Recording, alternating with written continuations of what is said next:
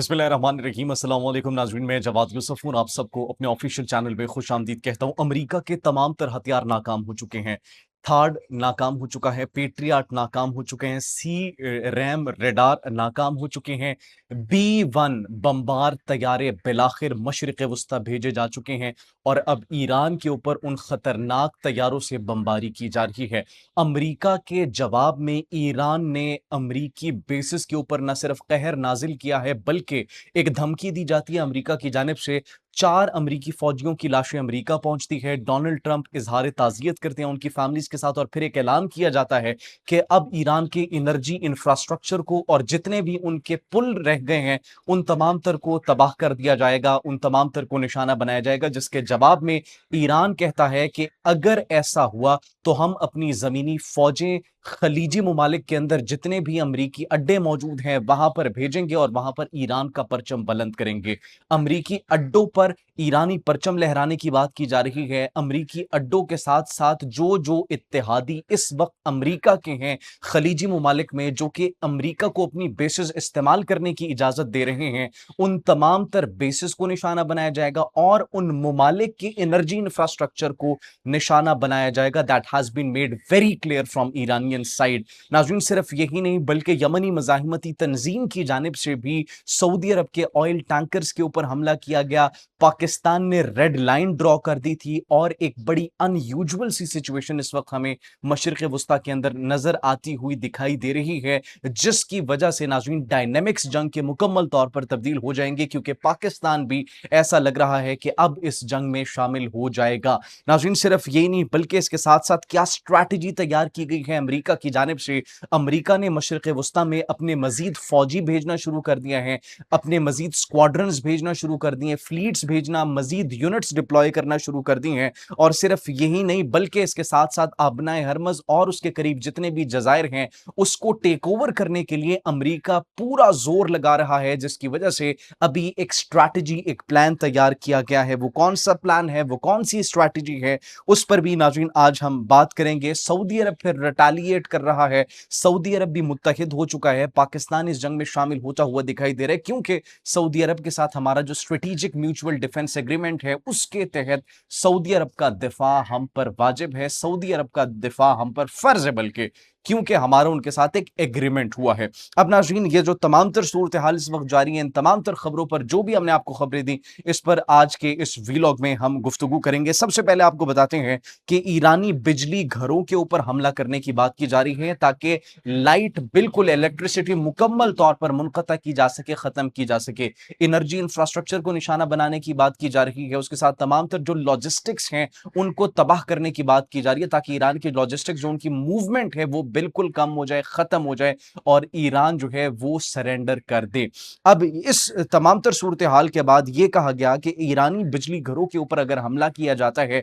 America की जानिब से, तो अमेरिकी फौज के इत्तेहादी जो हैं और मेजबान ममालिक हैं उनमें बिजली की बंदिश को हम यकीनी बनाएंगे। न सिर्फ यकीनी बनाएंगे बल्कि इसके साथ साथ नाजरीन हम उन इत्तेहादी ममालिक के अंदर जितने भी अमेरिकी अड्डे हैं वहां की जानिब पेशकदमी करेंगे।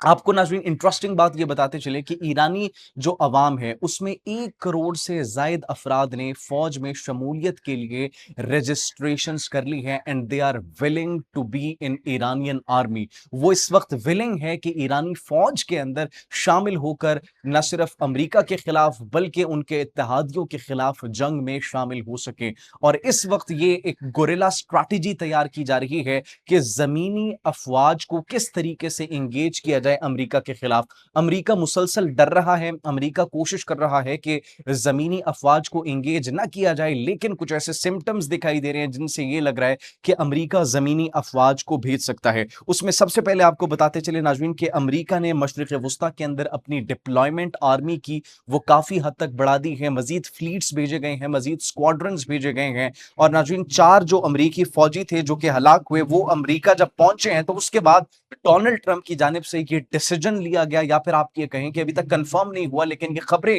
اس وقت موصول ہو رہی ہیں کہ زمینی کارروائی کی جا سکتی ہے، اس کے لیے انہوں نے مزید اسکواڈرنز بھیجے ہیں، میرینز بھیجے ہیں اور مزید ڈپلائمنٹ کی ہے اپنے فوجیوں کی۔ اس ڈپلائمنٹ کے بعد آبنائے ہرمز اور خرق جزیرے اور جتنے بھی قریب کے جزائر ہیں ان پر ٹیک اوور کرنے کی کوشش کی جا سکتی ہے۔ 450 سے زائد آپ کو بتاتے چلیں یہ وہ فگر ہے جو کہ امریکہ کی جانب سے خود اس بات کی کنفرمیشن آئی ہے، زخمی ہو چکے ہیں 18 کے قریب اب تک امریکی فوجی ہلاک ہو چکے ہیں، لیکن امریکہ پیچھے نہیں ہٹ رہا کیونکہ امریکہ کو پیچھے سے ٹریگر کرنے والا ہم سب جانتے ہیں کہ کون ہے۔ ایک جانب یہ اور پھر 12ویں رات جس طریقے سے حملے کیے گئے، 12ویں رات بھی ناظرین بمباری کی جاتی ہے، 12ویں رات ایران کے مختلف مقامات کو نشانہ بنایا جاتا ہے، لیکن اس کے جواب میں ایران نے جب ریٹیلیٹ کیا، ایران نے جب جواب دیا تو امریکہ کا جو ہے وہ تمام تر غرور تھا وہ خاک میں مل گیا۔ کس طریقے سے there is not even a single weapon اگر ہم یہ کہیں، کیونکہ ابھی یہ حقائق کو دیکھتے ہوئے، فیکٹس اینڈ فگرز کو دیکھتے ہوئے، کارروائیوں کو دیکھتے ہوئے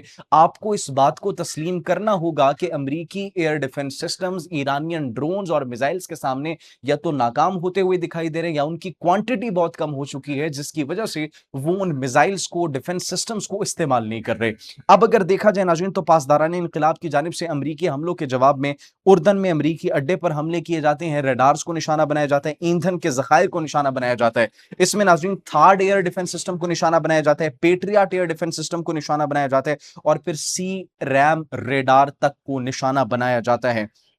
صرف یہی نہیں بلکہ جب امریکہ یہ دیکھتا ہے کہ ان کے تمام تر ایئر ڈیفنس سسٹمز ناکام ہو چکے ہیں، ریڈارز کو نشانہ بنایا جا رہا ہے، تو اب امریکہ نے بڑا ایک خطرناک ویپن میدان میں اتار دیا اور B-1 بومبر، B-2 بومبر ناظرین آپ نے سنا ہوگا، یہ اس کی پہلی اگر ہم کہیں کہ پروٹوٹائپ ہے یا پہلی ٹائپ ہے، تو یہ B-1 بمبار لڑاکا طیارہ جو کہ بڑا ایک خطرناک ہتھیار ہے، خطرناک لڑاکا طیارہ ہے، 2000 پاؤنڈ وزنی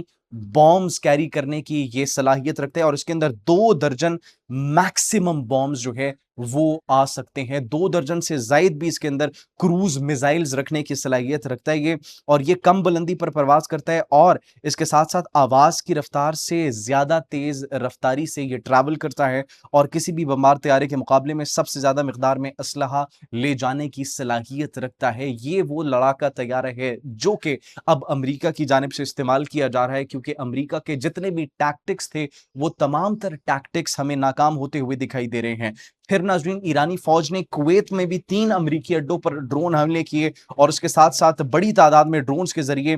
دوحہ کیمپ میں اور اس کے ساتھ ساتھ پھر علی السالم ایئر بیس میں اور اس کے ساتھ ساتھ عارف جان کیمپ میں اسلحہ کے گودام کو نشانہ بنایا، مختلف ذخائر تھے ان کو نشانہ بنایا، ویپن ڈیپوز کو نشانہ بنایا،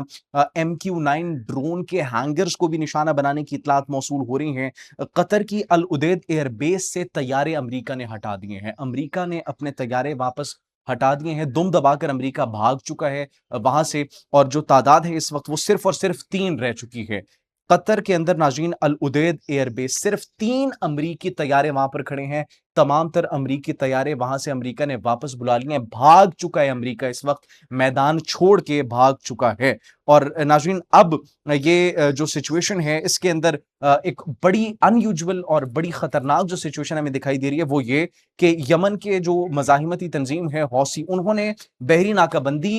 شروع کر دی ہے سعودی عرب کی، اور بحیرہ احمر میں 2 سعودی آئل ٹینکرز کو نشانہ بنایا ہے اور اس کے بعد جو سعودی اتحاد ہے ان کی جانب سے جواب دینے کا اعلان کیا گیا ہے، سعودی فوجی اتحاد کی جانب سے، پاکستان کی جانب سے بھی کہا گیا تھا کہ یہ ہماری ریڈ لائن ہے، تو things are getting out of control right now اگر ہم سچویشن دیکھیں، اور اسرائیل خاموشی سے یہ سب کچھ دیکھ رہا ہے کیونکہ وہ اس جنگ میں اب انکلوڈ نہیں ہے، وہ انوالو نہیں ہے، وہ سٹرائکس نہیں کر رہا because they know they cannot afford it and that is the reason وہ اس وقت عرب ممالک کو اتنا کمزور کرنا چاہتا ہے کہ امریکہ ان کو استعمال کر کے اتنا کمزور کر لے کہ یہ ہمارے سامنے دوبارہ کھڑے ہونے کے قابل نہ بچے، and that is what is the most fearful thing